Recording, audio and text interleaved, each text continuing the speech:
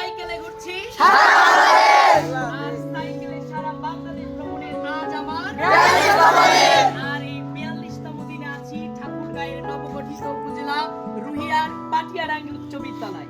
তো পাটিয়াডাঙ্গি উচ্চ বিদ্যালয়ের শিক্ষার্থীরা তোমরা কেমন আছো? আলহামদুলিল্লাহ, মহান স্রষ্টা আমাকেও ভালো রেখেছেন, সুস্থ রেখেছেন। এজন্যই সেই রংপুরের পীরগঞ্জ থেকে সাইকেল চালাতে চালাতে তোমাদের কাছ পর্যন্ত আসতে পেরেছি। তো আমি একটা স্বপ্ন নিয়ে বের হয়েছি বাসা থেকে, সেটা হচ্ছে বাংলাদেশকে খুব দূরে এবং কাছ থেকে দেখা। আমি আমার এই যাত্রা শুরু করেছি বাংলাদেশের সর্বোত্তরের জেলা পঞ্চগড়ের তেতুলিয়ার বাংলাবান্ধা 0 পয়েন্ট থেকে। তো ইতিমধ্যে ভ্রমণ করেছি তেতুলিয়া, পঞ্চগড় সদর, আটোয়ারি, বোদা, দেবীগঞ্জ, হুল্লি, তারপরে ঠাকুরগাঁও সদর, পীরগঞ্জ, রুহিয়া। এভাবে সাইকেল চালাতে চালাতে পৌঁছে যাব টেকনাফে।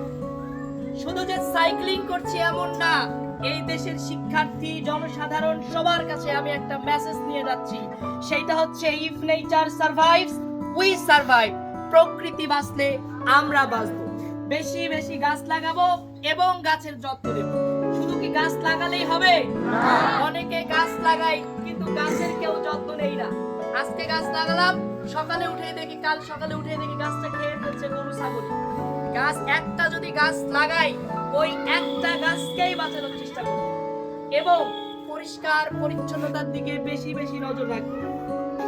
আমার ঘরের আমার বেড যেমন সবসময় ঝকঝকে থাকে, আমার স্কুল, আমি যেখানে ঘোরাফেরা করি, আমার দেশটাকে ওই রকম ঝকঝকে করতে হবে।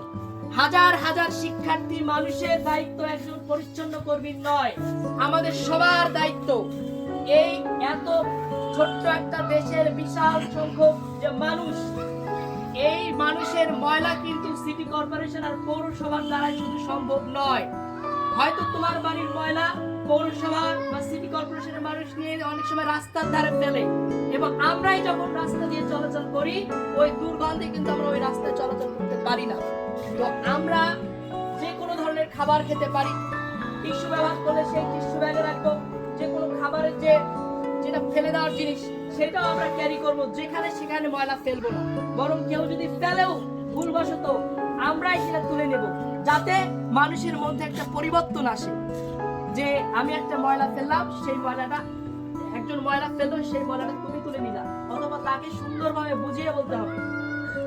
সবাই কি পারবে না? থেকে শ্রেণীকক্ষে, স্কুলের মাঠে, বাজারে, ঘাটে কোথাও ময়লা ফেলবো না। ফেলবো কি? না, একদম ফেলবো না। এই বাংলাদেশকে পরিচ্ছন্ন করতে হলে সবার নিচ থেকে শুরু করতে হবে। আমার বাড়ি যদি ঝকঝকে থাকে, আমার পাশের বাড়িও ঝকঝকে থাকবে। আমার পাশের দুই এক বাড়ি ঝকঝকে থাকলে পুরো গ্রাম ঝকঝকে থাকবে। এভাবে গ্রাম, শহর সব কিছু ঝকঝকে থাকবে। এটা সবার দায়িত্ব। তো যাই হোক, অনেকক্ষণ অনেক বকবক করলাম। এখানে মেয়েও আছো, ছেলেও আছো। রাস্তাঘাটে অনেক সময় টিজিং এর শিকার হও। তো যে কোনো সময় কোনো ছেলে যদি বাজে বিহেভ করে, সঙ্গে সঙ্গে তোমার যার সাথে ভালো সম্পর্ক, বাবা মা, টিচারকে অবশ্যই অবহিত করতে হবে যে স্যার, এই রাস্তা দিয়ে এই বাজারের সময় বাজারের সামনে দিয়ে যাওয়ার সময় আমার ছেলে ডিস্টার্ব করেছে। তো আমরা যদি এগুলোকে প্রশ্রয় দেই, আমাদের সমাজ, আমাদের রাষ্ট্র দিন দিন ধ্বংসের দিকে যাবে।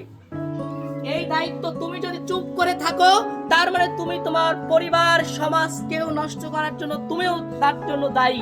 তো সবার এটা দায়িত্ব। তোমাকে যখন কেউ ডিস্টার্ব করবে, সঙ্গে সঙ্গে শিক্ষককে, তোমার পরিবারকে জানাতে পারবে না সবাই?